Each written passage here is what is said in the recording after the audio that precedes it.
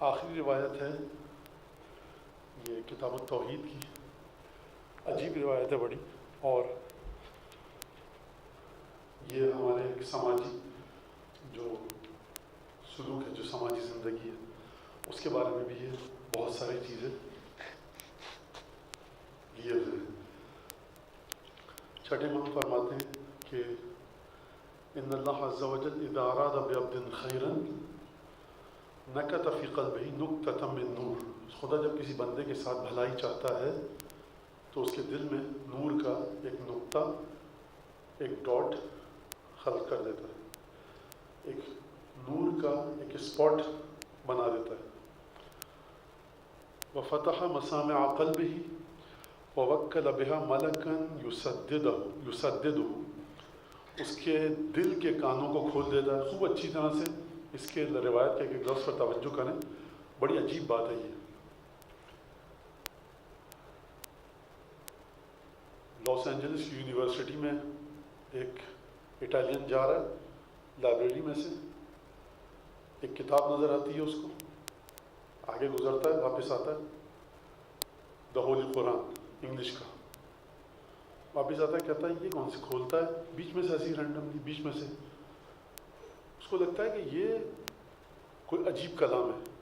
یہ آدمی جو ہے، ایک اکثر کہا جاتا ہے دین غریب غربا کا کام ہے، دین بھوکے آدمی کا کام ہے، کچھ نہیں کر سکتا بیچارہ، پسا ہوا ہے بالکل، تو دین اس کا ہے۔ ورنہ آپ کا پیسہ ہے، ارب پتی ہیں، کروڑ پتی ہیں، کروڑ پتی کو بھی چھوڑیے آپ، لکھ پتی ہیں، اگر آپ سب کچھ صحیح چل رہا ہے، پھر دین کہاں سے آ گیا؟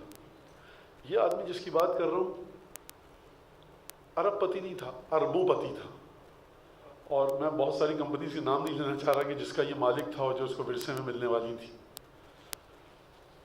آیا اور پھر اس کے بعد اس نے اپنی تحقیق شروع کی۔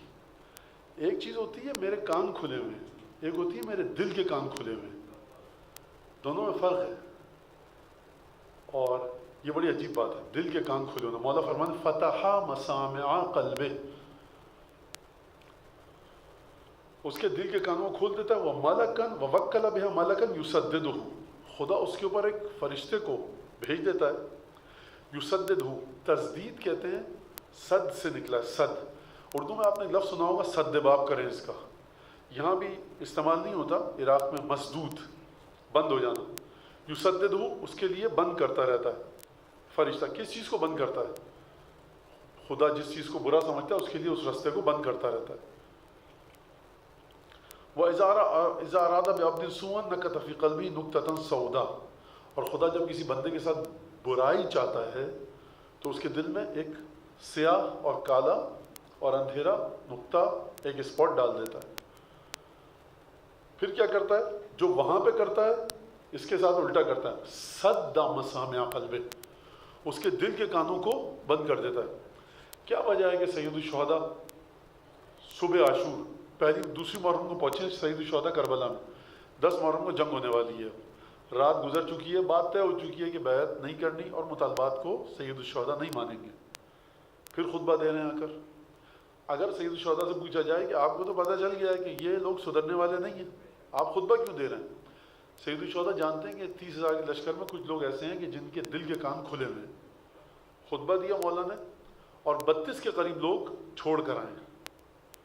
اسی طرح سے امیر المومنین علیہ السلام نے صفین کے میدان میں، جہاں تک میں نے دیکھا ہے مجھے یاد جو ہے، 15 دن لگ بھگ خطبہ دیا ہے، یہاں تک کہ لشکر میں مولا کے بے چینی پھیل گئی اور لوگ اعتراض کرنے لگے کہ یہ کیا اتنی دور سے چل کے آئے ہم لوگ، کوفے سے، عراق سے، اور شام کے اندر آئے ہم لوگ، اور یہ بات آپ کے سامنے رہنی چاہیے ذہن میں کہ امیر المومنین گئے ہیں پورے اس راستے کو طے کر کر شام کی سرحدوں پر، ایسا نہیں کہ وہ آئے تھے اس طرف، مولا گئے، اور پھر وہاں پر مولا نے خطبہ دیا، تقریباً 500 کے قریب لوگ چھوڑ کر آئے لشکر شام کو، لشکر دمشق کو۔ تو یہ ایک بڑی اہم بات ہے کہ فتح مسامع قلبہ، اور یہاں جو جس کے دل میں کالا نقطہ ڈالتا ہے، مولا فرما رہے ہیں سد مسامع قلبہ، اس کے دل کے کانوں کو بند کر دیتا ہے۔ وَوَكَّلَ بِهِ شَيْطَانًا يُضِلُّهُ، اس کے اوپر ایک شیطان کو معین کر دیتا ہے، اس کو گمراہ کرتا ہے۔ اس کے بعد امام نے یہ آیت پڑھی، فَمَنْ يُرِدِ اللَّهَ أَنْ يَهْدِيَهُ يَشْرَحْ صَدْرَهُ لِلْإِسْلَامِ خدا جس کو چاہتا ہے ہدایت کرے، اس کے دل کو اسلام کے لیے کشادہ کر دیتا ہے۔ ایک دفعہ آپ کے اوپر بڑا سخت ہے ایک بات کو قبول کرنا، آپ بہت بڑے ڈاکٹر ہیں، ایک جونیئر ڈاکٹر آتا ہے کہتا ہے سر آپ نے جو اسٹیچز لگائے ہیں نا اس میں یہ غلطی ہے، 15 لوگ کھڑے میں، آپ کے اسٹوڈنٹس کھڑے میں، بڑا سخت ہے، آپ دیکھو ابھی تم جاؤ، یہ سمجھ میں نہیں آ رہی تمہارے بات، کب سے آ رہے ہو تم میرے پاس؟ سخت ہے آدمی کے لیے، یعنی گلا گھوٹ رہا ہے کوئی اس کا۔ ایک آدمی ہوتا ہے کہا ہاں صحیح کہا تم نے، اس کا دل کھل جاتا ہے، یعنی جملہ ایک ہی ہے کہ سر آپ نے غلط کام کیا، یہ غلط ڈائگنوز کیا، میڈیسن آپ نے غلط دی ہے، اڑا رہتا ہے اپنی جگہ پر۔ تو یہ ہم دنیاوی زندگی میں بھی دیکھتے ہیں، اور مولا فرما رہے ہیں آیت کو تلاوت کر کے قرآن کی کہ فَمَن يُرِدِ اللَّهَ أَن يَهْدِيَهُ، جس کو خدا ہدایت کرنے کا ارادہ کر لیتا ہے، یشرح صدرہ للاسلام، اس کے سینے کو اسلام کے لیے کشادہ کر دیتا ہے، وہ اسلام کو قبول کرنے میں تنگی محسوس نہیں کرتا، گھٹن محسوس نہیں کرتا۔ وَمَن يُرِدْ أَن يُضِلَّهُ، جس کو خدا گمراہ کرنے کا ارادہ کر لے، يَجْعَلْ صَدْرَهُ ضَيِّقًا، اس کے سینے کو تنگ کر دیتا ہے، اس کے لیے بڑا مشکل ہے اسلام کی بات کو قبول کرنا، رسول خدا کے پیغام کو قبول کرنا۔ ضَيِّقًا حَرَجًا، ایک تو تنگ کر دیتا ہے سینے کو، دوسرا حرج۔ حرج کا مطلب کیا ہے؟ اس کو بے نہایت مشقت تکلیف ہوتی ہے بات قبول کرتے ہوئے، کیسے قبول کر لوں میں؟ كَأَنَّمَا يَصْعَدُ إِلَى السَّمَاءِ، کتنی تکلیف ہوتی ہے اس کو کہ جیسے وہ آسمان کی طرف چڑھ رہا ہے۔ اب بعض نے کہا ہے کہ یہ ایک سائنس کے راز پر سے پروردگار نے پردہ اٹھایا ہے 1400 سال پہلے، کہ جب آپ آسمان کی طرف جاتے ہیں، پہاڑی کی طرف، اونچائی کی طرف، تو آپ کو سانس لینے میں تکلیف ہوتی ہے، جس طرح سے گھٹن ہوتی ہے اس طرح سے وہ آدمی اس کو تکلیف ہوتی ہے اسلام قبول کرتے ہوئے۔ اب یہاں پر ایک سوال پیدا ہو سکتا ہے، پیش آ سکتا ہے، وہ یہ کہ مولا کیا فرما رہے ہیں؟ جس کے ساتھ خدا یہ ارادہ کرتا ہے اچھائی کا، جس کے ساتھ خدا برائی کا ارادہ کرتا ہے، تو خدا برائی کا ارادہ کیسے کر سکتا ہے؟ خدا اچھائی کا ارادہ کیسے کر سکتا ہے؟ خدا تو اچھائی چاہتا ہے ہر ایک کی۔ بسم اللہ الرحمن الرحیم، رحمتی وسعت کل شیء، میری رحمت نے ہر آدمی کو، ہر چیز کو، نہ کہ آدمی کو، ہر چیز کو اپنی وسعت میں لپیٹے ہوئے ہے میری رحمت۔ تو خدا کیسے برائی کا ارادہ کرتا ہے؟ ایک سوال ہے یہاں پر، اور پھر اس کے بعد شیطان بھیج دیتا ہے۔ وہ قیامت میں کہہ نہیں سکتا پروردگار شیطان تو نے بھیجا، کالا نقطہ تو نے میرے دل میں تو نے ڈالا اور مجھے جہنم میں بھیجے گا، اور وہی جس کے دل میں نورانی نقطہ ڈالا اس کے ساتھ فرشتے کو معین کیا، تو یہ کہہ سکتا ہے پروردگار یہ جنت میں جا رہا ہے، فرشتہ خود بھیجا، دل کو کھول دیا، دل کے کانوں کو، یہ کون سا تیر مارا اس نے؟ سلمان ابو ذر نے کیا کیا جو ان کو تو جنت میں بھیج رہا ہے، مجھ کو جہنم میں؟ اور پھر مولا نے یہ آیت پڑھی، یہ آیت مولا نے جو پڑھی ہے یہ تکلیف کو بتایا، کتنا سخت ہو جاتا ہے آدمی پر کسی ایک بات کو قبول کرنا۔ میں ایک اور آیت بھی ہے، آپ کہیں گے تو امام جعفر صادق علیہ السلام نے یہ آیت کیوں نہیں پڑھی؟ آپ کو زیادہ پتہ ہے امام سے، نعوذ باللہ۔ نہیں، امام نے یہ آیت اس وجہ سے پڑھی، لگتا ہے کہ امام اس تکلیف کو، کراہیت کو بتا رہے ہیں کہ جو قبول کرنے کے سلسلے میں ہوتی ہے۔ امام اس وقت یہ بات ہی نہیں کرنا چاہ رہے، لیکن میں آپ کو سمجھانے کے لیے ایک اور آیت یہاں پر ایڈ کر رہا ہوں۔ یہ آیت ہے سورہ انعام کی آیت نمبر 10 ہے۔ کبھی کبھی آدمی اپنی رائٹنگ نہیں سمجھ پاتا، میں نے سوچا کہ 10 لکھا ہے یا 15 لکھا ہے۔ خیر، یہ کیا آیت ہے؟ یہ وہی آیت ہے جو جناب زینب سلام اللہ علیہ نے یزید کے سامنے پڑھی تھی دربار میں جا کر۔ وہ آیت یہ ثم کان عاقبۃ الذین اساءوا سوءا کذبوا بآیات اللہ وکانوا بها یستہزئون۔ بی بی فرما رہی ہے قرآن کی آیت کو نقل کرتے ہوئے کہ اس کے بعد جو لوگ برے کام کرتے رہتے ہیں، جنہوں نے مسلسل برے کام کیے، ان کا نتیجہ یہ ہوتا ہے وہ اس اسٹیج پر آ کر پہنچتے ہیں، فائنلی اسٹیج پر، کہ وہ اللہ کی آیتوں کو جھٹلا دیتے ہیں۔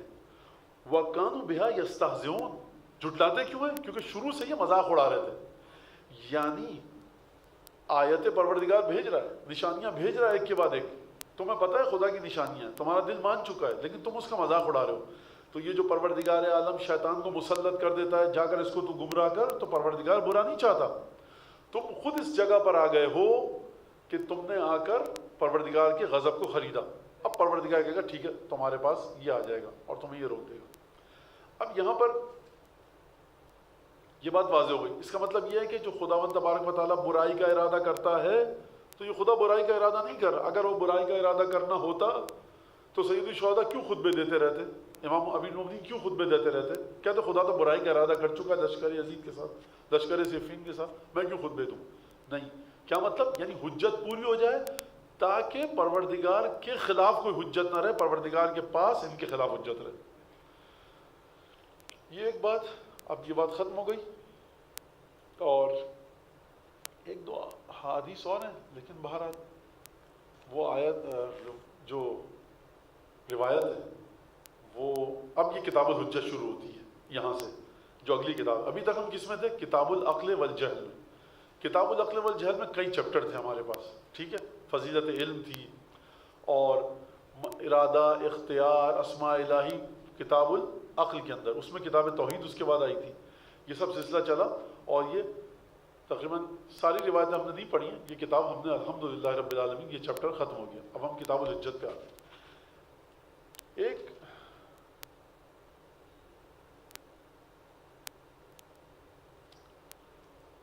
روایت یہ بھی پڑھ دیتا ہوں میں، یہ روایت کیونکہ اگلی جو چیپٹر شروع کر رہے ہیں اس سے متعلق ہے۔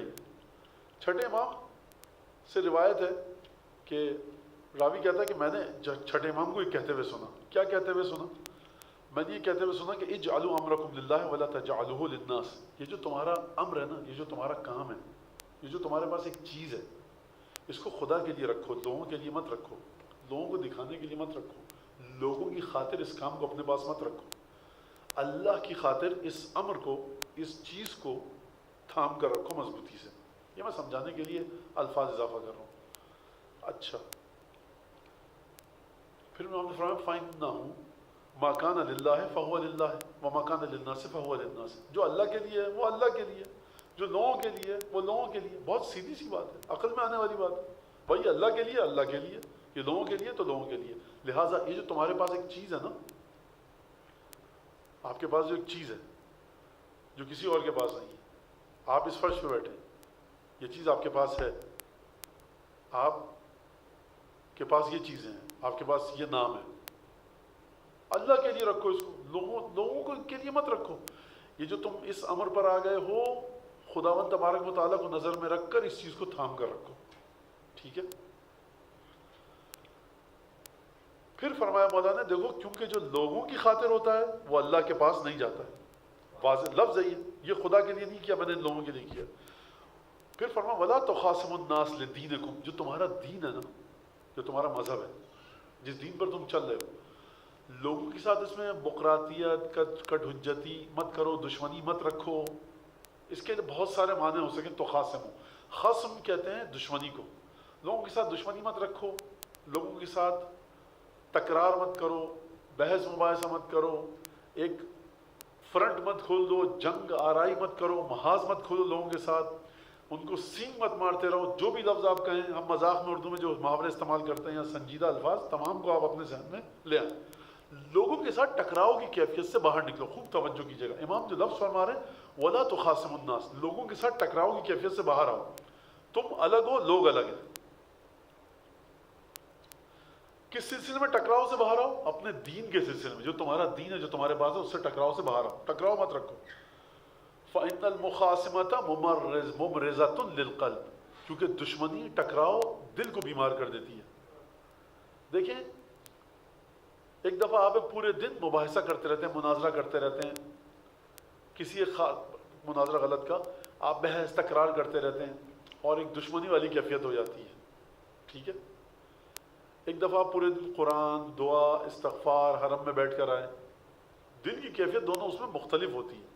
یہاں پر ایک بات ہے، جو دشمنی خدا کے لیے وہ خدا کے لیے، یہاں پر امام کسی اور چیز کی طرف اشارہ کرنا چاہ رہے ہیں کہ لوگوں کے ساتھ ٹکراؤ کی کیفیت سے باہر نکلو، یعنی تم ٹکراؤ اختیار کرو، لوگوں کے ساتھ کولیجن میں آؤ، ان کو جا کر ٹکریں مارو کہ تم لوگ یہ بات قبول کرو ہمارے دین کی، اس پہ بات ہو رہی ہے۔ اب آپ جملہ سنیں آگے، ان اللہ تعالیٰ قال نبی، پروردگار عالم نے اپنے نبی سے فرمایا، انک لا تہدی من احببت ولکن اللہ یہدی من یشاء، کہ یہ ہدایت پروردگار عالم کی طرف سے ایک مشیت کے ذریعے آتی ہے، اور مشیت کیا ہے وہ میں آپ کو بتا چکا آیت کی روشنی میں، کہ خود انسان جا کر خریدتا ہے کس کو؟ گمراہی کو۔ خدا کہتا ہے تمہیں یہی چاہیے تو لے لو، بسم اللہ۔ بھائی آپ دکاندار کے پاس جاتے ہیں، دکاندار کہتا ہے سر یہ جو آپ کو کپڑا چاہیے نا سردی کے لیے یہ ہے، اچھا، آپ کہتے ہیں مجھے نہیں چاہیے، بحث کرتے ہیں، کہتا ہے سر آپ سردی آنے والی ہے زبردست -20 ڈگری، یہ لے جائیں، کہتا ہے بھائی اچھا یہ تو یہ لے جائیے، دونوں ہی میرے پاس ہیں۔ خدا کہتا ہے کہ یہ دکان والی مثال سمجھ میں آئی آپ کے؟ خدا کا اس مثال سے فرق یہ ہے کہ خدا کسی کو گمراہ نہیں کرتا، بلکہ کیا کرتا ہے؟ ہدایت کے راستے اس کے پاس سے ہٹا دیتا ہے۔ جب حفاظتی دیوار خدا اپنی توحید کی، اپنے ملائکہ کی، آیت الکرسی کی دیوار ہٹا لے گا تو شیطان تو ہر طرف گھوم رہے ہیں، خدا نے شیطانوں کو مہلت دی ہے، آزاد چھوڑا ہے، تو شیطان ہمارے اوپر آ جاتے ہیں۔ یہاں روایت کہہ رہی ہے کہ شیطان کو خدا مسلط کر دیتا ہے، تو اس کا کیا جواب دیں گے آپ مولانا؟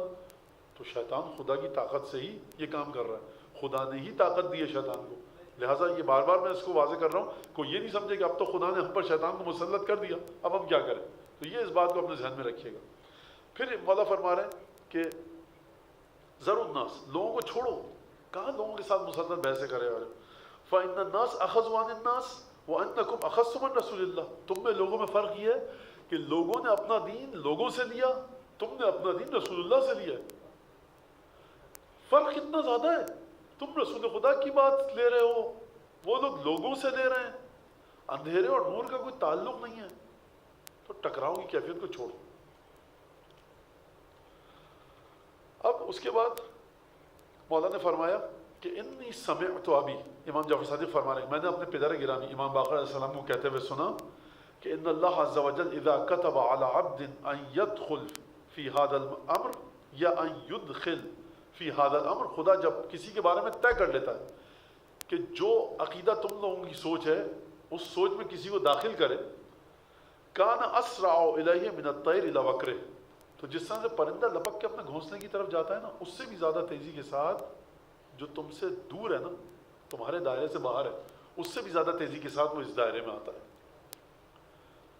اب اس روایت کی وضاحت بہت زیادہ ہے، یہ روایت آپ نے پڑھ لی، سن لی، ختم کیجیے اس بات کو۔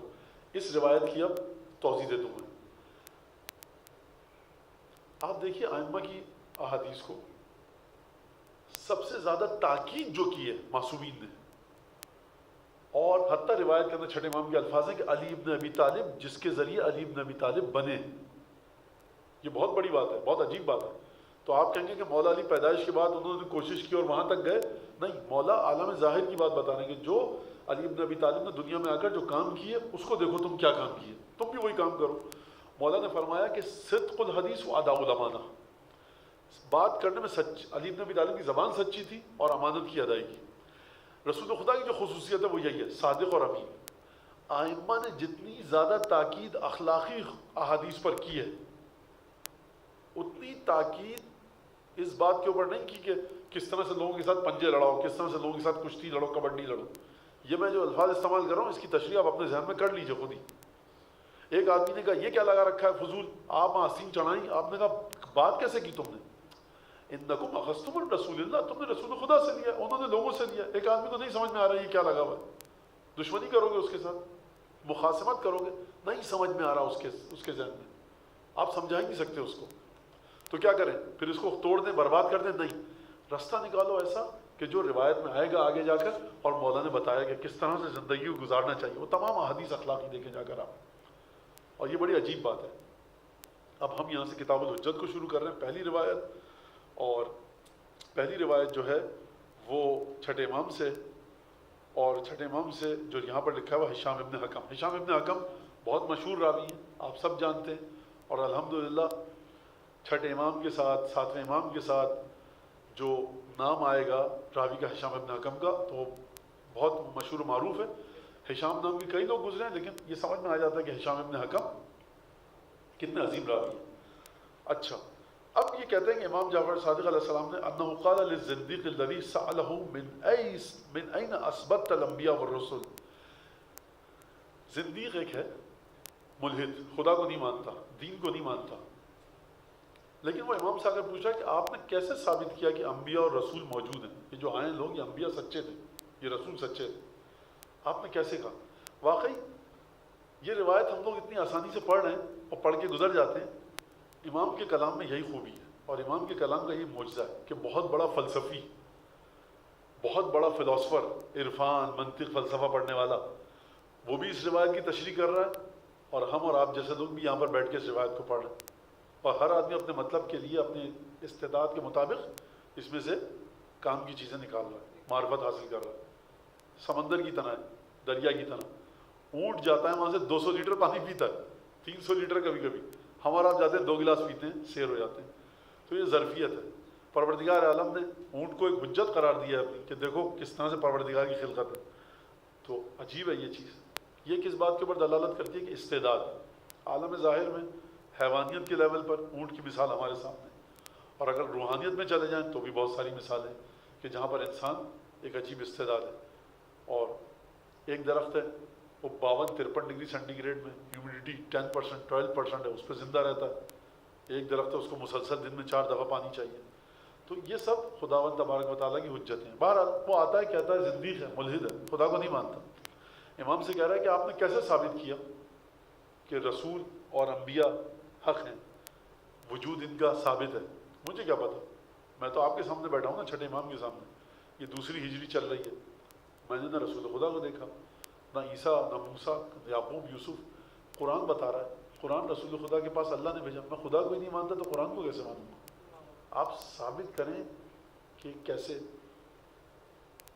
اچھا سوال بڑھ، امام نے ارشاد فرمایا ان لما اثبتنا ان لنا خالقا صانعا متعالیا عنا وعن جميع ما خلق۔ سوچا تھا میں نے کہ 2-3 روایتیں اور پڑھ لیں گے آج، لیکن یہ روایت، یہ وہی روایت ہے جس کے اوپر تمام ائمہ نے تاکید کی ہے اس کے مضمون پر۔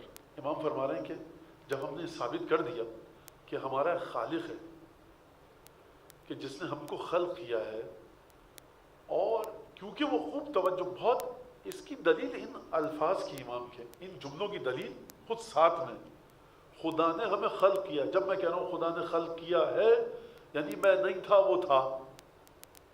جب اس نے ہمیں خلق کیا متعالیاً عنا، لہذا وہ ہم سے بہت بلند مرتبہ ہے۔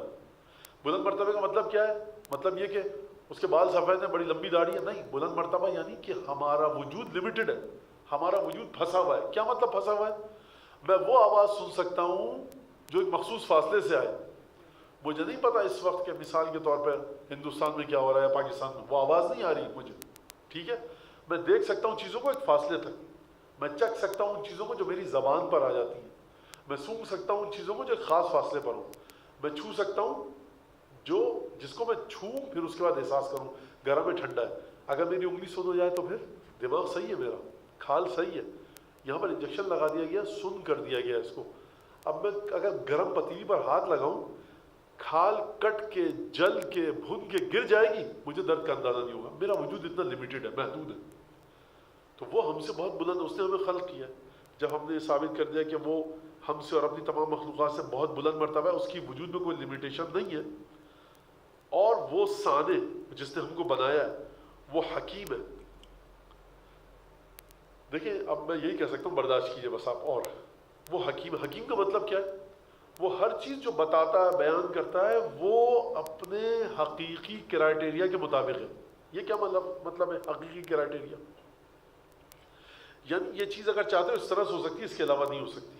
حکیم کے لیے مثال اگر دی جائے اسی حکیم کی جو ہربل میڈیسن دیتا ہے، جڑی بوٹیاں، تو بہت بہترین مثال ہے کہ وہ کہتا ہے کہ اتنی سی تم ادرک ڈالنا اور اتنا سا زیرہ، ابالنا نہیں اس کو ٹھنڈے پانی میں رکھ کر صبح تک رکھنا اور صبح کو چھان کے پی لینا۔ آپ نے ابال دیا، کہا نہیں، غلط کیا، فائدہ نہیں ہوا۔ یعنی جو چیز جس چیز کے لیے اس کو حقیقی اور ریئل اور ایکچوئل کرائٹیریا کے ساتھ آپ کو بتانا، یہ ہے حکیم۔ یعنی چھپے ہوئے چیزوں کے جو معیارات ہیں وہ آپ کو بتاتا ہے کہ دیکھو اس طرح سے کرنا تو یہ ہوگا، اس طرح سے کرنا تو یہ ہوگا۔ جب وہ حکیم ہے اور اس کو تمام چیزوں کا کرائٹیریا پتہ ہے اور وہ ہم سے بلند مرتبہ بھی ہے، ایک اور خصوصیت اس کی ہے، اس کی مخلوق اس کو دیکھ نہیں سکتی۔ کیوں نہیں دیکھ سکتی؟ کیونکہ دیکھنے کا مطلب ہے کوئی جسم ہو، جسم کا مطلب ہے پارٹیکلز ہوں، پارٹیکلز کا مطلب یہ ہے کہ اس چیز سے پہلے اس کے پارٹیکلز موجود تھے جنہوں نے آ کر خدا کو خلق کیا۔ خدا مخلوق نہیں ہو سکتا۔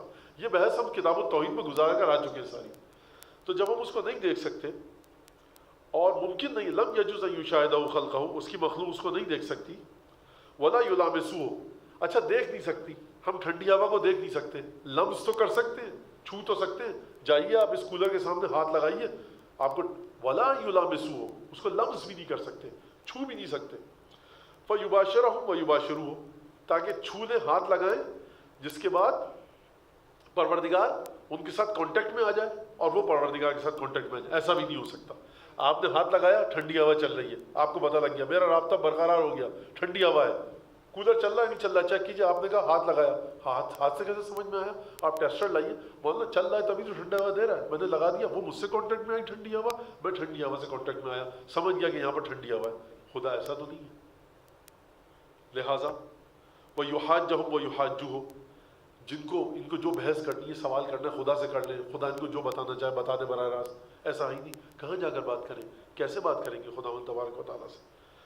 جب خداوند تعالیٰ کی خصوصیت یہ ہے تو اس بات کی روشنی میں یہ ثابت ہو گیا ان لہ سفراء فی خلقہ، کہ خدا کے کچھ سفیر ہیں، کچھ ایمبیسڈر ہیں، کچھ پیغام لانے والے ہیں جو اس کی مخلوق تک آتے ہیں. بھائی آپ ڈائریکٹ نہیں جا سکتے نا، آپ براہ راست نہیں جا سکتے خدا تک. تو کچھ پرابلم یہ آپ کی ہے کیونکہ آپ کے وجود سے بہت بلند ہے. تو خدا نے اپنے لطف و کرم کے نتیجے میں ثابت یہ ہوا کہ جب آپ اس تک نہیں پہنچ سکتے اور اس کی مرضی آپ کو معلوم بھی کرنی ہے، لہٰذا پھر یہ عقل کہتی ہے اگر ہمیں تیری مرضی معلوم کرنی ہے اور ہم تجھ تک پہنچ بھی نہیں سکتے تو اب یہ تیری ذمہ داری ہے کہ، اب یہ میں لفظ استعمال کر رہا ہوں، صحیح لفظ نہیں ہے لیکن یہ تیری ذمہ داری ہے کہ تو کسی نہ کسی کو بھیج ہمارے پاس تاکہ وہ ہم کو بتائے کہ تو کون ہے. وہ آنے والے کون لوگ ہیں؟ وہی پیغمبر ہیں، وہی انبیاء. پھر امام نے فرمایا کہ یعبرون عنہ الی خلقہ وعبادہ، یہ یعبرون عنہ الی خلقہ وعبادہ، یہ بڑا عجیب جملہ ہے اور بہت تفصیل ہے اس جملے میں جو علماء نے ہمیں بیان کی ہے. یعبر نکلا عبارت سے. کیا مطلب اس کا؟ آپ باہر آتے ہیں یا میں آتا ہوں، ایک شربت کا گلاس، مینگو شیک، بنانا شیک، جو بھی ہمارے انڈیا پاکستان والے پیتے ہیں، اور میں نے آپ کو دیا کہ آپ کے لیے ہے، پیا آپ نے، پی لیا آپ نے، ٹھیک ہے. اب ایک آدمی کہتا ہے کیا تھا اس گلاس میں؟ آپ کہتے ہیں کہ شربت تھا. کس کا تھا؟ ایک آم ہوتا ہے، ایک دودھ ہوتا ہے، اس کو ملاتے ہیں.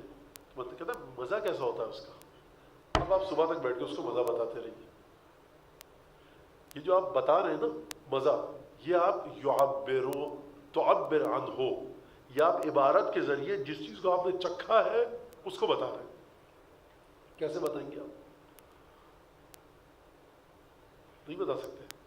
گائنیکالوجسٹ جو ولادت کے پروسیس میں شامل ہوتا ہے اور تمام حالات سے گزر رہا ہوتا ہے، وہ مامتا کے جذبے کو ڈیفائن نہیں کر سکتا. تمام کی تمام چیزیں اس نے دیکھی، وہ نہیں بتا سکتا.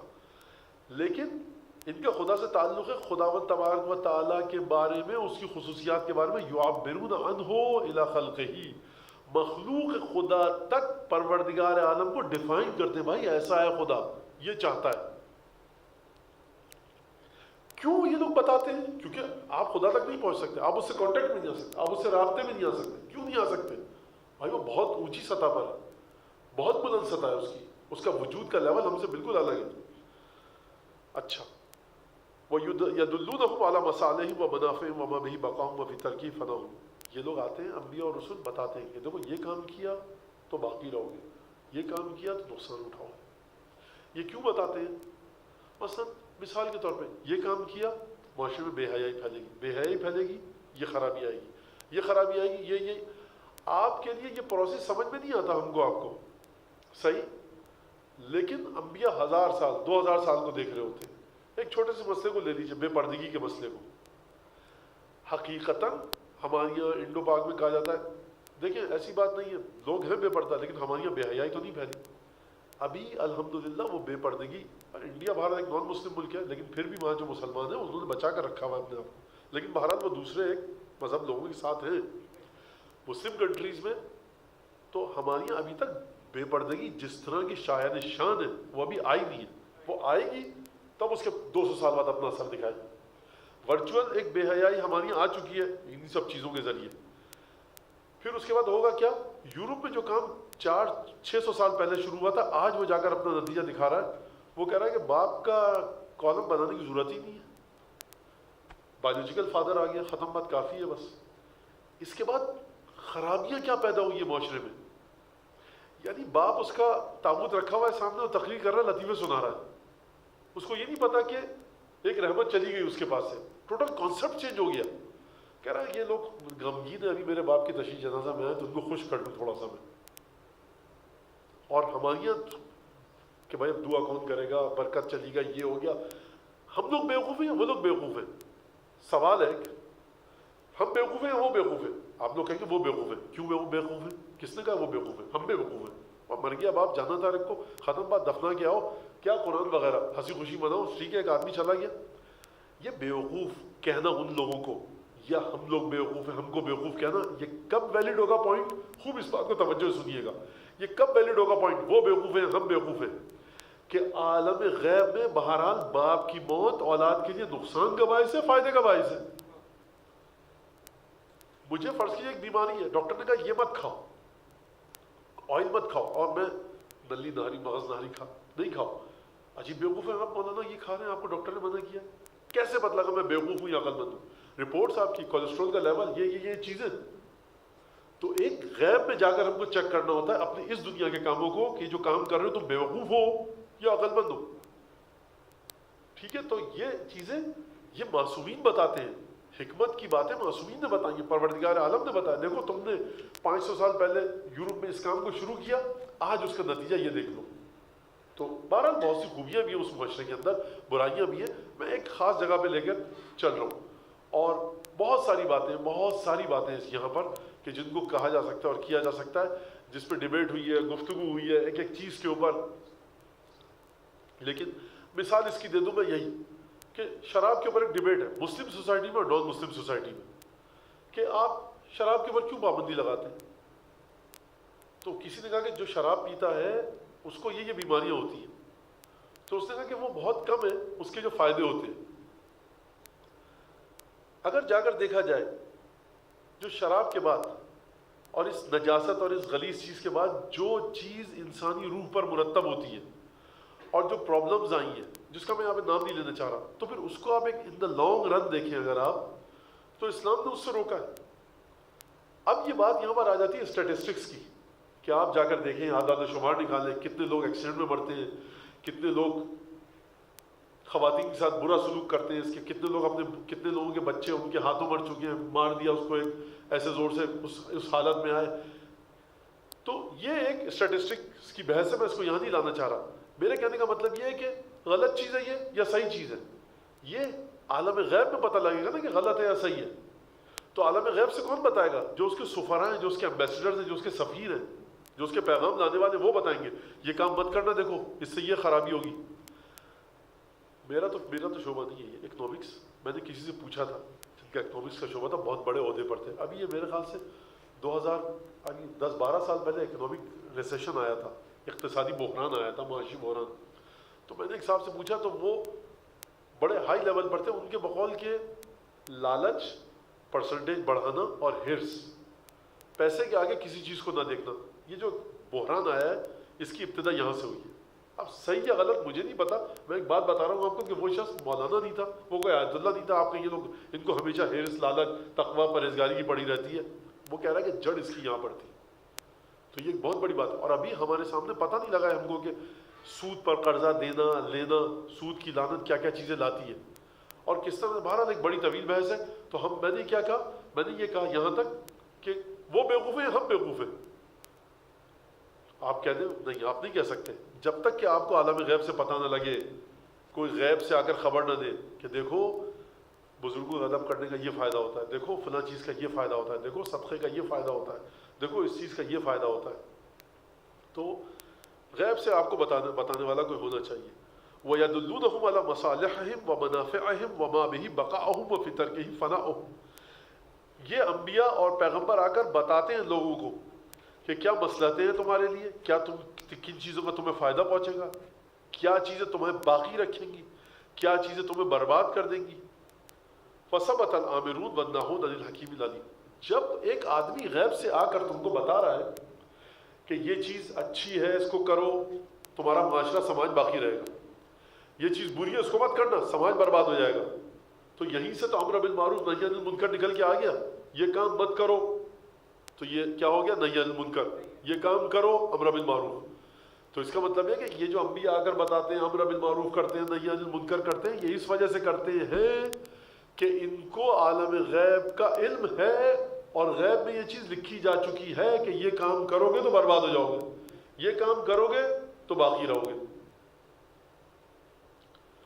پھر اس کے بعد مولا فرما رہے ہیں وَهُمُ الْأَنْبِيَاءُ وَصِفَتُهُم مِّن خَلْقِهِ، یہ انبیاء ہیں جن کی میں نے خصوصیات بتائیں، گویا امام فرما رہے ہیں یہ انبیاء ہیں اور پروردگار کی مخلوق میں سے خالص ترین لوگ ہیں، طیب و طاہر ترین لوگ ہیں، ہر ایک کو نہیں ملتی نبوت، خالص ترین ہے۔ حکما معدبین بالحکمت ہے، یہ ایسے صاحبان حکمت ہیں کہ جن کو خدا نے اپنی حکمت خود سکھائی ہے. یعنی یہ کتاب کے ذریعے، تجربے کے ذریعے ان کا علم نہیں ہے، بلکہ پروردگار نے براہ راست ان کو اپنی حکمت سکھائی ہے.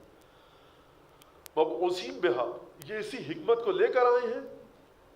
اب یہاں پر ایک بہت بڑا اہم مسئلہ کہ جو مولا فرما رہے ہیں، یہ انسان ہے، خدا کی حکمت کو لے کر آئے. لیکن ایک اور نکتہ، غیر مشارکین للناس فی شیء من احوالہم، جو لوگوں کو حالات پیش آتے ہیں نا، روحانی نفسیاتی، ان کو وہ پیش نہیں آتے اس طرح سے.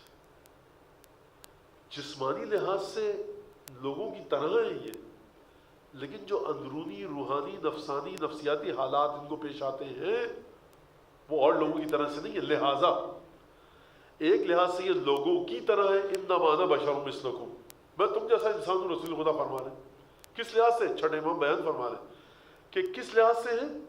علی مشارکتہم لہم فی الخلق والترکیب، پیغمبر کی بھی دو آنکھیں ہوتی ہیں، ایک ناک ہوتی ہے، دو کان ہوتے ہیں، ہاتھ سے پکڑتا ہے وہ، پیروں سے چلتا ہے، یہ شریک ہے.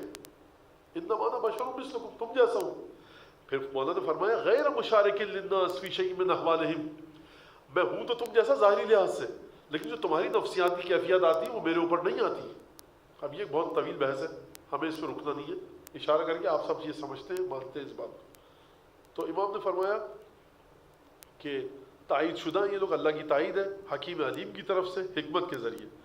یعنی جو مولا کائنات نے خطبے میں ارشاد فرمایا نہج البلاغہ کے کہ رسول خدا جب چلنا پھرنا شروع کیا رسول خدا نے، تو پروردگار عالم نہج البلاغہ میں ہے یہ کہ پروردگار نے ایک فرشتے کو، عظیم ترین ملائکہ میں سے ایک فرشتے کو، قرن بہ اعظم ملک من ملائکۃ، خداوند تبارک و تعالیٰ نے اپنے ایک عظیم ترین فرشتے کو رسول خدا کے ساتھ متصل کر دیا.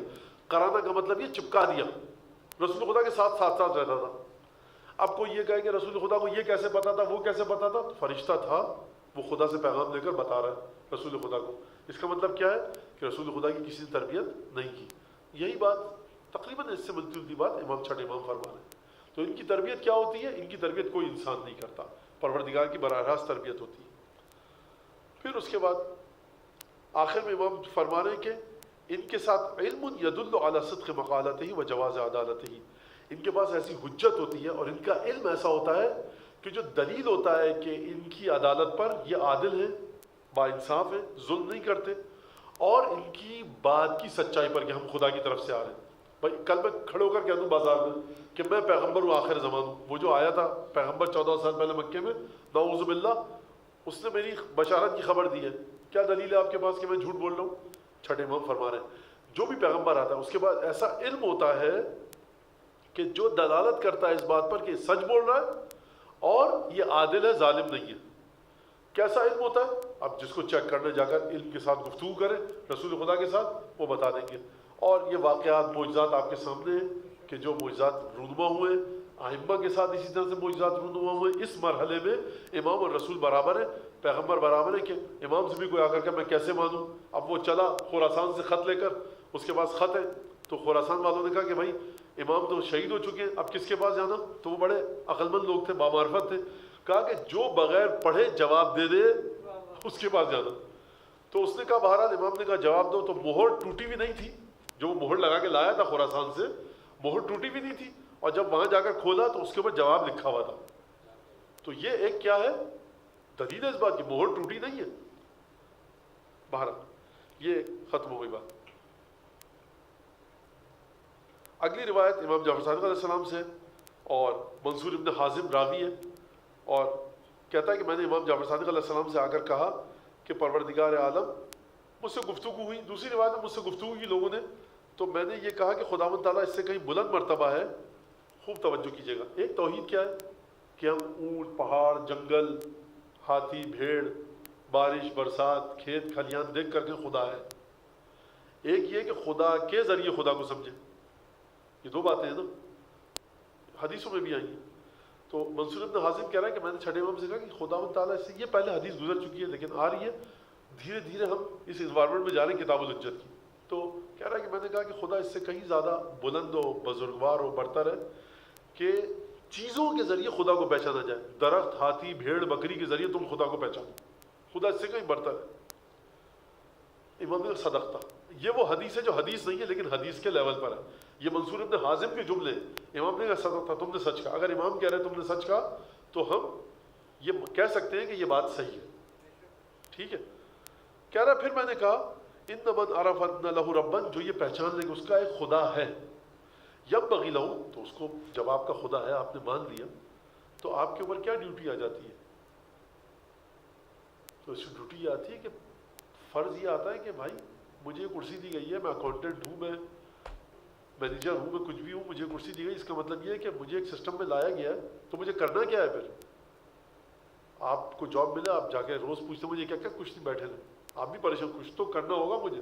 تو مولا فرما رہے، منصور بن حازم کہہ رہا ہے میں نے یہ کہا لوگوں سے کہ جس کو یہ پتہ چل گیا کہ اس کا خدا ہے تو اس کے لیے سزاوار ہے، اس کی ڈیوٹی اور فریضہ یہ ہے کہ یعرف ان لذالک الرب رضا و سخطا، اس کو یہ بات بھی ماننی پڑے گی کہ اس کے پروردگار کی کچھ چیزیں ایسی ہیں جو ناراضگی کا سبب ہے، کچھ چیزیں پروردگار کو خوشحال کرتی ہیں. اور دوسری چیز اس کو یہ ماننی پڑے گی کہ لا یعرف رضا و سخطہ. اب مسئلہ یہ ہے کہ خداوند تعالیٰ انسان تو نہیں ہے کوئی، پروردگار مجھے یہ پتہ لگ گیا ہے کہ تیری ایک ناراضگی بھی کچھ چیزیں تجھے ناراض کرتی ہیں، کچھ چیزیں تجھے خوش کرتی ہیں. یہ پتہ لگ گیا. اب میں کیسے پتہ لگے مجھے کہ فلاں چیز ناراض کرتی ہے، فلاں چیز خوش کرتی ہے؟ مجھے کیا پتا کہ صبح کی نماز 2 رکعت پڑھوں تو خوش کرے گی، یا صبح کی نماز 8 رکعت پڑھوں تو اس کو خوش کرے گی؟ یہ پتا ہے کہ کچھ نہ کچھ چیزیں اسے خوش کرتی ہیں، کچھ نہ کچھ چیزیں اسے ناراض کرتی ہیں. نہیں سمجھ میں آ رہا میں کیا کروں؟ تو پھر مولا فرماتے ہیں، راوی کہتا ہے کہ میں نے یہ کہا الا بوحی او رسول، یا تو وہی تمہارے پاس خود آئے یا اس کا کوئی پیغمبر آئے. بھائی ڈائریکٹ آپ کے پاس فون آئے یا کوئی اور فون ریسیو کرے اور آپ کو آ کر بتائے، اس کے علاوہ تو کوئی چیز نہیں ہے. کہتا ہے الا بوحی او رسول، یا رسول آئے یا وحی آئے. فمن لم یأتی الوحی، اچھا اب ہر ایک کے پاس وحی آتی نہیں ہے تو کیا ہوگا؟ فقط ينبغي له يطلب الرسل، جس کے پاس وحی نہیں آتی اب اس کے اوپر لازم ہے کہ وہ ڈھونڈے رسول کون تھا. کیونکہ بھائی آپ کو نکلنا ہے اس گرفتاری سے، پریشانی سے کہ کیا چیزیں ناراض کر رہی ہیں، کیا چیزیں خوشحال کر رہی ہیں. فَإِذَا لَقِيهُمْ عَرَفَ أَنَّهُمُ الْحُجَّةُ، اگر اس نے رسول کو ڈھونڈ لیا اور رسول سے ملاقات، فَإِذَا لَقِيَهُمْ، جب یہ شخص جا کر رسول سے ملاقات کرے گا تو ملاقات کرتے ہی اسے پتہ لگ جائے گا کہ یہ رسول ہے. کیسے پتہ لگے گا؟ چھٹے امام کی پچھلی حدیث، ان کا علم ایسا ہوگا، ان کی ذات ایسی ہوگی کہ تم ان سے اگر بات کرو گے پتہ لگ جائے گا. لیکن کس کو پتہ لگے گا؟ پتہ سب کو لگ جائے گا. فرعون کو بھی پتہ ہے کہ یہ رسول ہے، لیکن قبول کرنا ایک الگ چیز ہے. جحدوا بها واستيقنتها انفسهم، قرآن کی آیت ہے. انہوں نے نبی کو ٹھکرا دیا، نہیں مانا، جبکہ ان کے دل یقین کر چکے تھے کہ. اور پچھلی حدیث میں نے کیا حدیث میں پڑھا تھا پچھلی وادی میں کہ مولا فرمانے فتح مسامع قلب، خدا اس کے دل کے کانوں کو کھول دے گا. تو دل کے کان کھلے ہوئے کس کے؟ سلمان فارسی کے. ایران سے اٹھ کے گئے اور کہا کہ 3 علامتیں ہیں نبی کی. پہلے دن لائے، نبی نے فرمایا، حضور نے صلی اللہ علیہ وآلہ وسلم یہ کیا ہے؟ کہا صدقہ ہے. کہا نہیں کھانا. کہا یہ پہلی علامت. دوسری علامت دوسرے دن آئے، کھجور لے کر آئے. کہا یہ کیا ہے؟ کہا تحفہ. کہا قبول کر لیا. سلمان نے دل میں کہا دوسری علامت. تو رسول خدا نے پوچھا تیسری علامت نہیں دیکھو گے؟ تو اب یہ فتح مسامع قلب ہی ہے. ٹھیک ہے، یہ بڑی عجیب بات ہے کہ ایک درود بھیجیے رسول خدا پر، اللہم صلی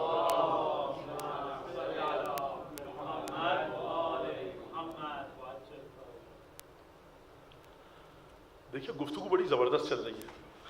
آپ کہیں مولانا آپ کے لیے زبردست ہے، ہم تو بیٹھ کے سن رہے ہیں، تھک گئے. آخری حدیث ہے، بس اس کو ختم کر دوں گا. اب یہ کہتا ہے کہ اس کا مطلب بات کہاں تک آ گئی؟ آپ کو رسول ڈھونڈنا ہے. کیوں رسول ڈھونڈنا ہے آپ کو؟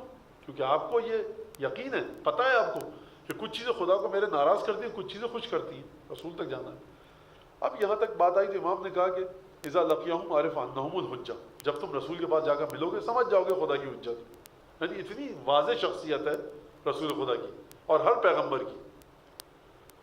وَأَنَّ لَهُمْ الطَّاعَةَ الْمُفْتَرَضَةَ، اور رسول کے پاس جاؤ گے تمہاری سمجھ میں آ جائے گا کہ یہ شخص ہے جس کی اطاعت واجب ہے. یہ بہت بڑی بات ہے کہ ایک آدمی کو دیکھ کر آپ سمجھ جائیں اور گفتگو کر کے اس سے سمجھ جائیں کتنا علم ہے، کتنا تقوی ہے، زہد ہے، شخصیت کی طاقت کتنی ہے. وَقُلْتُ لِلنَّاسِ، منصور ابن حازم کہہ رہا ہے میں نے لوگوں سے کہا، مجھے یہ واضح ہے بات کہ اس کی کسی کے ساتھ بحث ہوئی تھی، گفتگو ہوئی تھی. اب آپ کہیں مولانا ابھی تو آپ نے پچھلے چیپٹر میں پچھلے باب میں یہ حدیث پڑھی ہے لا تخاصم الناس، لوگوں کے ساتھ بحث مت کرو، ابھی آپ کہہ رہے ہیں لوگوں کے ساتھ گفتگو کر کے آیا تو امام نے منع نہیں کیا، تو صحیح بات کیا ہے؟ دیکھیں تخاصم میں نے وہاں کہا تھا دشمنی کرنا، ایک ٹکراؤ کی کیفیت، ایک گفتگو کرنے میں کوئی حرج نہیں ہے، ائمہ نے سکھایا کیسے گفتگو کرو۔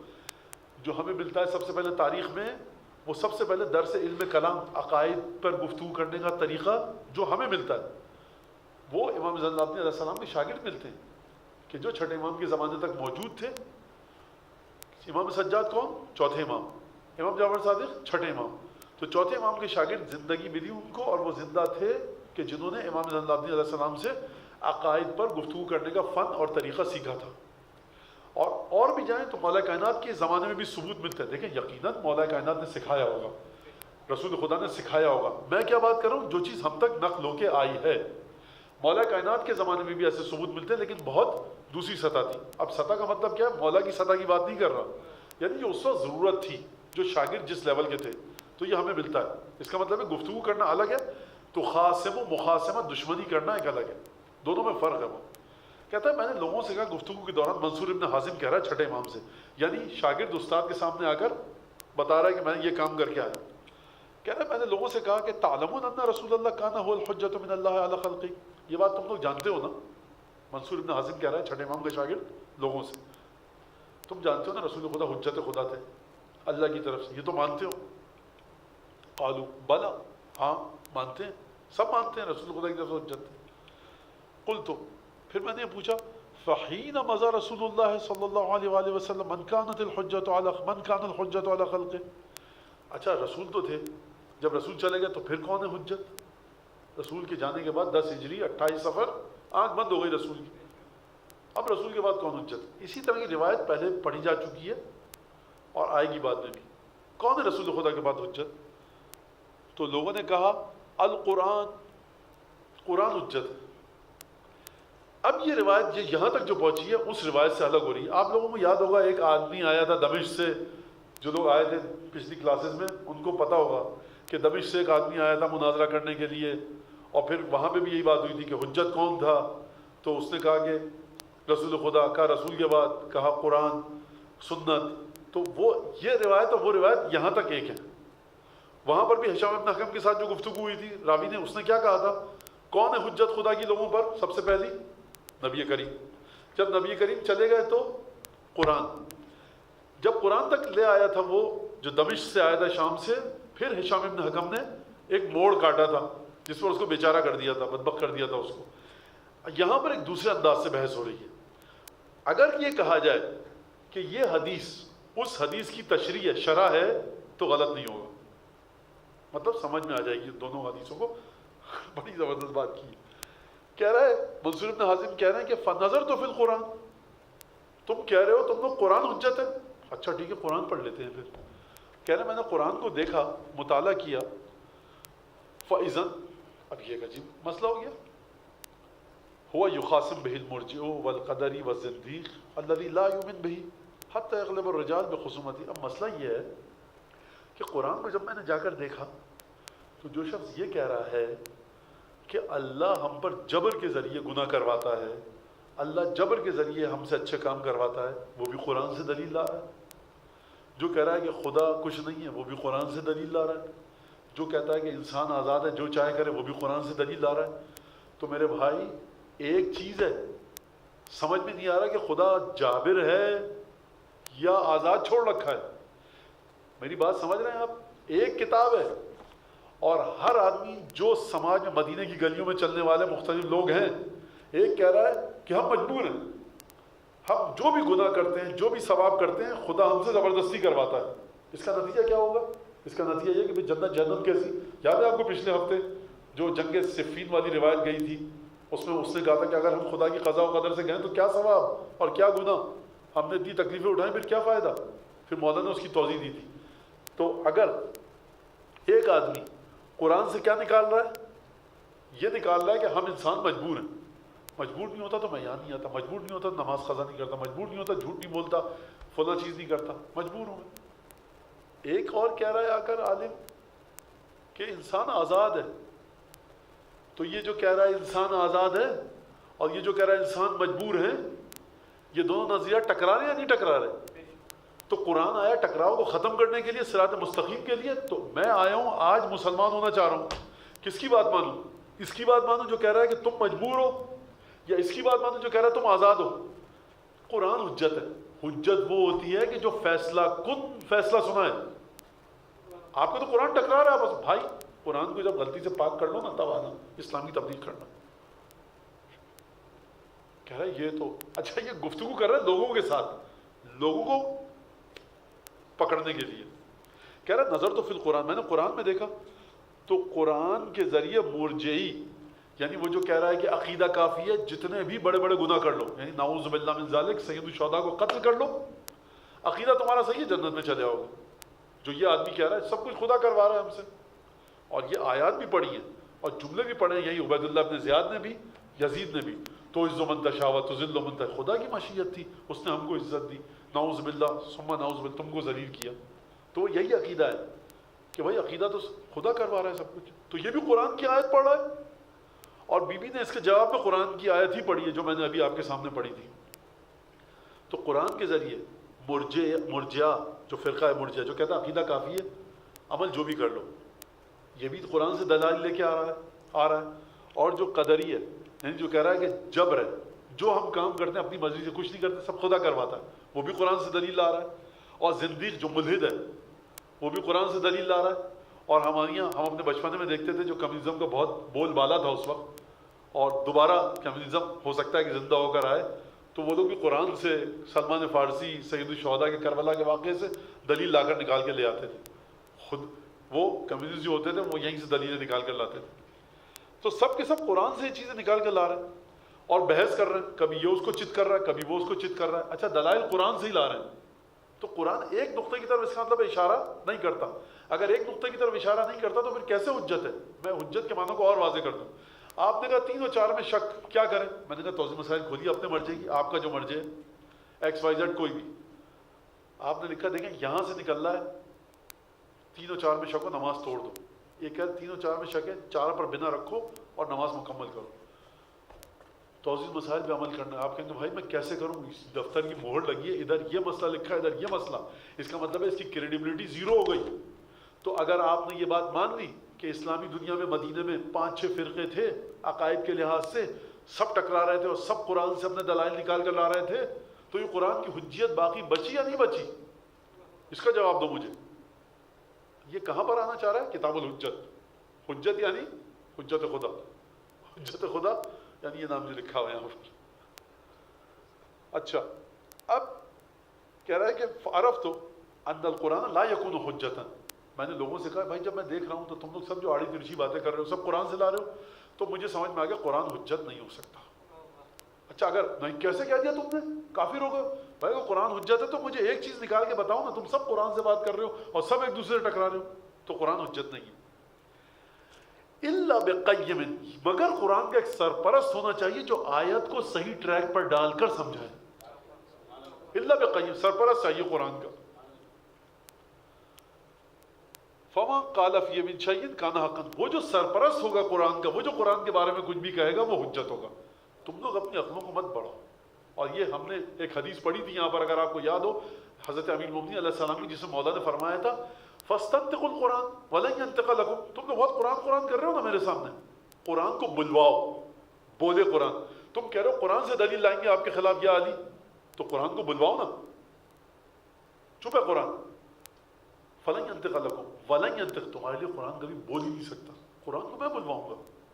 اور یہی وجہ ہے کہ جب بھی امام کے سامنے، معصومین کے سامنے آیت کے ذریعے ان کو غلط ثابت کیا گیا، معصومین کو یا معصومین کے کسی فعل کو، تو امام نے قرآن کے ذریعے ہی اپنے مد مقابل کو غلط ثابت کیا. اس کا مطلب کیا ہے؟ امام کہہ سکتے تھے ہم اہل بیت، ہم یہ، ہمیں تم سے زیادہ علم ہے. نہیں، امام آیت پڑھیں آیت کے جواب میں. اس کا مطلب کیا ہے؟ کہ تم یہ آیت تو پڑھ رہے ہو، اس آیت کا جواب دو نا جو ہم تمہارے پر حملہ کر رہے ہیں آیت کے ذریعے. وہ چپ ہو جاتا تھا. یعنی جو آیت لکھی ہوئی ہے، واضح معنی ہے، تمہارے ذہن سے اسکپ کر جاتی ہے، تم ایک اور آیت لے کر ہمارے سامنے آتے ہو. تو یہ ایک بڑی طویل داستان ہے قرآن کے ذریعے جو گفتگو ہے. اور مولا کائنات کا وہ جملہ جو آپ نے عبداللہ ابن عباس سے کہا تھا کہ خوارج کے ساتھ جب گفتگو کرنے جانا لا تخاصمهم بالقرآن، مباحثہ قرآن کے ذریعے نہیں کرنا. فإنهم يقولون وتقول، وہ ایک بات کہیں گے، ایک آیت پڑھیں گے، تم ایک آیت پڑھو گے، نتیجے تک نہیں پہنچ سکتے. بل خاصمهم بالسنة فإنه لا محيص لهم عنه، سنت رسول خدا کے ساتھ بات کرنا، کیونکہ سنت کے ذریعے تم نے بات کی، یہ بھاگ کے نہیں جا سکیں گے کہیں. یہ کون کہہ رہا ہے؟ علی بن ابی طالب. تو قرآن یہ ایک الگ چیپٹر ہے، اس کو چھوڑ دیجیے آپ، یہ اس روایت کو مکمل کریں. مولا فرما رہے ہیں چھٹے امام کہ قرآن کا ایک سرپرست ہونا چاہیے. وہ جو قرآن کے بارے میں بات کہے گا وہ حجت ہوگی اور وہی بات سچ ہوگی.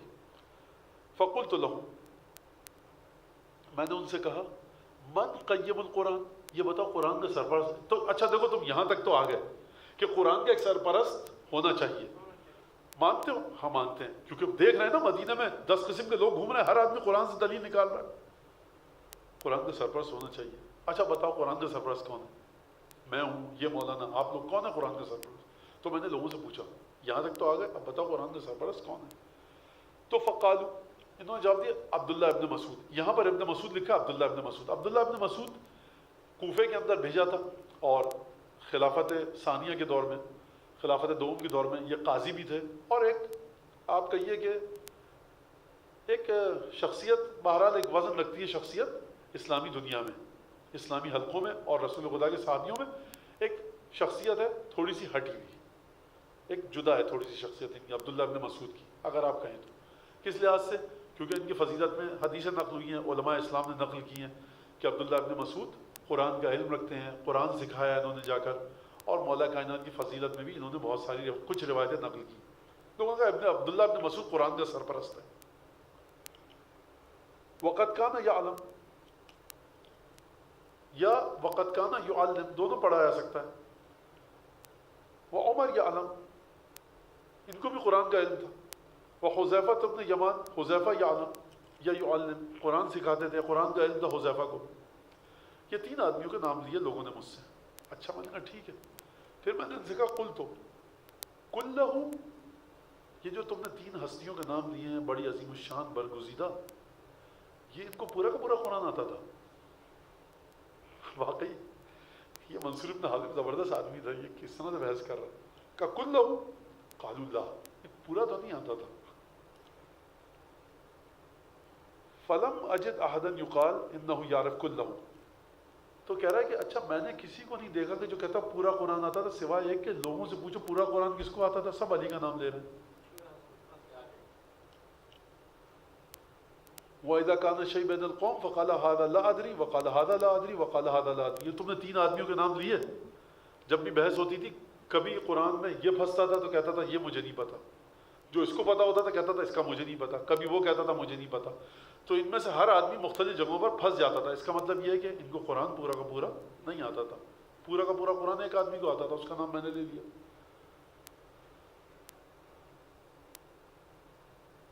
تو اس کا مطلب یہ ہے کہ پورا قرآن اگر علی کو آتا تھا تو تم گواہی دے دو نا کہ علی قرآن کا سرپرست تھا. مان لو، کوئی اور تو نام نہیں بچا، کوئی اور نام بچا تو وہ لے کے آؤ، اس کو مان لیں. کانا قیم القرآن، اگر قرآن کا سرپرست علی ابن ابی طالب ہے، قرآن کے سے جو بات کرے گا وہ علی کرے گا، یہ منصور ابن حازم کہہ رہا ہے. تو اس کا مطلب یہ ہے کہ علی ابن ابی طالب کی اطاعت واجب ہے، صرف اور کسی کی نہیں ہے، کیونکہ قرآن عالم غیب سے آیا. قرآن بتا رہا ہے یہ اس طرح سے ہوگا، وہ اس طرح سے ہوگا. قرآن نماز بتا رہا ہے، قرآن روزہ بتا رہا ہے، اور علی بتا رہے ہیں کہ روزہ کہاں سے شروع ہوگا کہاں ختم ہوگا، نماز کیسے شروع ہوگی کیسے ختم ہوگی، حج کیسے ہوگا. تو علی کی اطاعت کرو، کیونکہ قرآن سے تم نہیں نکال سکتے، اور واحد چیز تمہارے پاس قرآن ہے، تو علی کی اطاعت کرنی واجب ہو جائے گی. وَكَانَ الْحُجَّةُ عَلَى النَّاسِ بَعْدَ رَسُولِ اللَّهِ، اور علی حجت خدا تھے لوگوں پر رسول خدا کے بعد. وَأَنَّ مَا قَالَ فِي الْقُرْآنِ فَهُوَ حَقٌّ، اور جو نے علی ابن ابی طالب نے قرآن کے بارے میں کہا وہ حق ہے. یہ منصور ابن حازم نے اپنی سٹوری پوری داستان سنائی کہ مولا میں یہ کر کے آیا ہوں باہر لوگوں کے ساتھ گفتگو. جب منصور ابن حازم نے سنا دی تو امام نے کہا رحمک اللہ، خدا تجھ پر اپنی رحمت نازل کرے. تو یہ ایک طریقہ ہے گفتگو کرنے کا. اگر کوئی اس طریقے سے گفتگو کر سکتا ہے اور واقعی پڑھا لکھا کوئی آدمی اس کے سامنے ہے تو ٹھیک ہے، ورنہ رسول خدا کو بھی پروردگار نے فرما دیا کہ بعض لوگوں کو چھوڑ دو، بات مت کرو ان سے، بھی قرآن کی آیتیں ساری. تو یہ ایک طریقہ ہے. ہماری گفتگو یہاں پر ختم ہو گئی. تو اب 9:15 ہو چکے ہیں. میں چاہ رہا تھا کہ ایک اور روایت کو پڑھ لیا جائے لیکن وقت ختم ہو چکا ہے. انشاءاللہ تعالیٰ اگلی جو روایت ہے وہ خدا انشاءاللہ توفیق دے، زندگی دے، بشرط حیات بشرط توفیق، کہ حشام ابن حکم کی روایت ہے، اور یہ کوفے سے بصرے گئے اور وہاں جا کر انہوں نے امامت پر مناظرہ کیا. اور امام کو جب پتہ لگا، کوفے سے خبر آئی مدینے میں، امام نے کہا کہ کیا کر کے آئے یہ بتاؤ. کہا ابن رسول اللہ میں آپ کو نہیں بتا سکتا، شرم آ رہی ہے آپ کو بتاؤں. امام نے کہا جب ہم تم سے کوئی حکم دیتے ہیں اس کو انجام دیا کرو، بتاؤ کیا کیا. اور حشام ابن حکم نے پورا مناظرہ بتایا اپنا، اور امام نے کہا کہ یہ تمہیں بتایا کس نے؟ کہا میرے دل میں آیا خود بخود.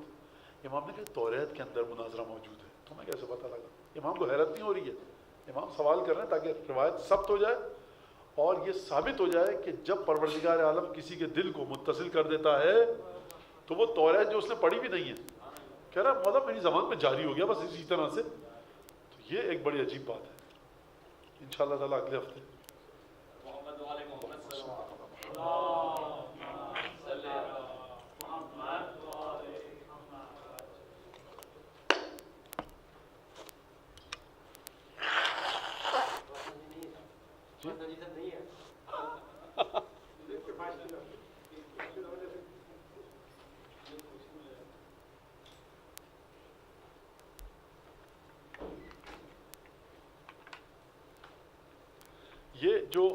یہ جو روایت چل رہی ہے ابھی خالص کلامی اعتقادی روایت ہے. انشاءاللہ تعالیٰ خدا سے دعا ہے کہ توفیق